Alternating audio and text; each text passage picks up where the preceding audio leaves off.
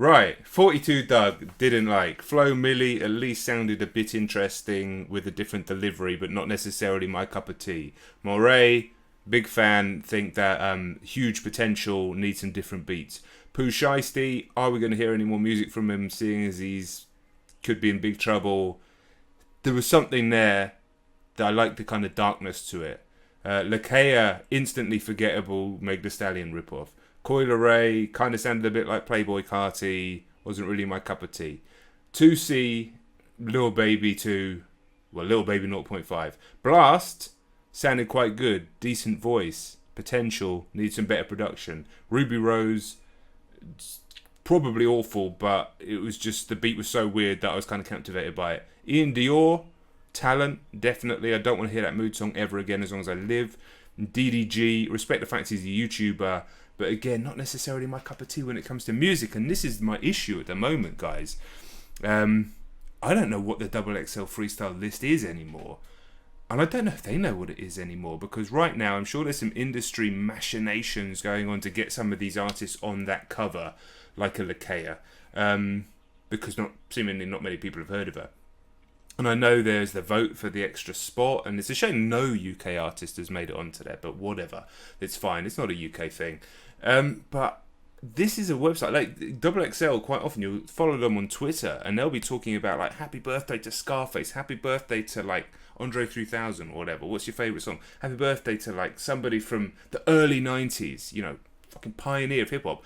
And then they'll be saying, like, Pooh Shiesty on this beat, and they'll put the picture of a goat from The Simpsons or whoever, and I'm like, who is this for? Like, you can't just be for everybody. You have to have some sort of editorial authority. You have to have an editorial line, and chances are 16-year-olds who like, 12-year-olds, 13-year-olds on TikTok who like a certain type of rap that's coming out right now.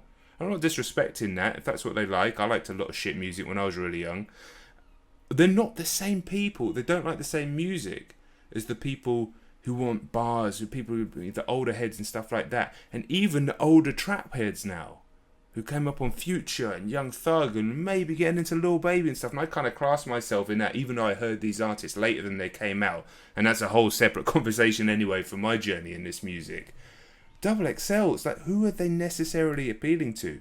Because no 12, 13, 14-year-old is reading XXL and buying the magazine. Now, I know they've got online presence. I'm sure they're making money through the different online portals.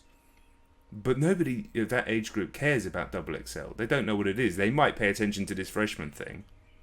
And the people who used to read XXL, people who bought magazines at like my fucking age, they don't want to listen to any of that music. So what is it anymore? Who's behind it? What's going on there? What's the relevance? Listen, I'm still talking about it, so it has relevance. Happy for everybody who made it on there. I'm sure it's a big deal for all of those guys and girls. But at the same time, we're in a strange place in hip-hop at the moment. I think hip-hop is so exciting in so many ways, with Griselda, all the stuff going on in the underground there. A lot of stuff that's interesting happening in the UK, in my opinion. I keep finding things that I really like. Some of the guys that have been around a long time coming back up. People who, you know, over 30, pushing into 40, Freddie Gibbs, Alchemist, all these people. Amazing. People on the come up like JID.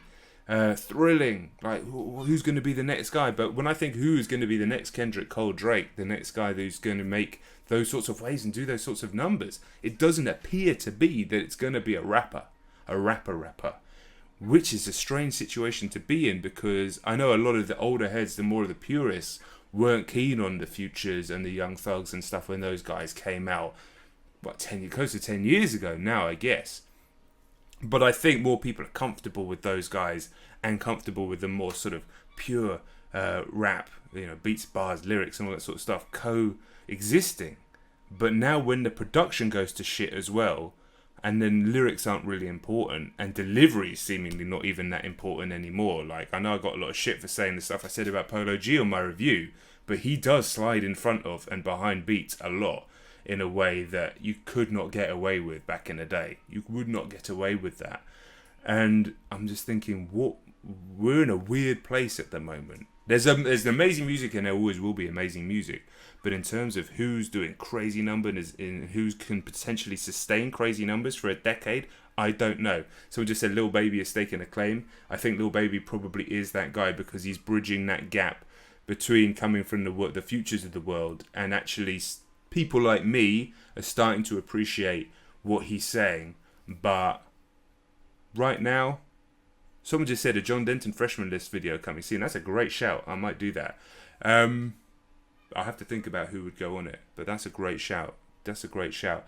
So yeah, that's kind of my thoughts on it. Ultimately, I think the list is shit, but I'm also aware that I'm a 38-year-old guy from England, and it's not necessarily for me. But on the flip side of that, XXL is a magazine. I used to make magazines about video games. I am of the age group that bought and grew up with magazines. I used to be obsessed with magazines. I don't read magazines anymore because nobody does.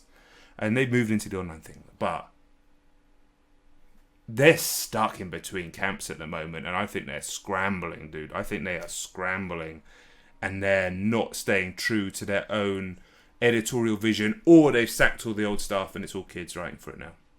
One of two. That's my thoughts. That's my thoughts. The favourite off the list, Moray. And definitely helps that I'd heard his music properly before, but I love his energy, love his sound. I quite like this, the sound of Blast. And then in terms of the people that I heard for the first time just then, who was the first one? Hold on, let me quickly go through. I would probably say, just of immediate impressions without giving enough time to it, probably Pooh Shiesty, just because I like their sounding nasty, and maybe that's just because I also know that he's been in right now. But not somebody that I'd go looking for and putting on his album straight away. I'd much rather listen to a Mac Homie or something like that. But hey, maybe I'm just that guy. Right,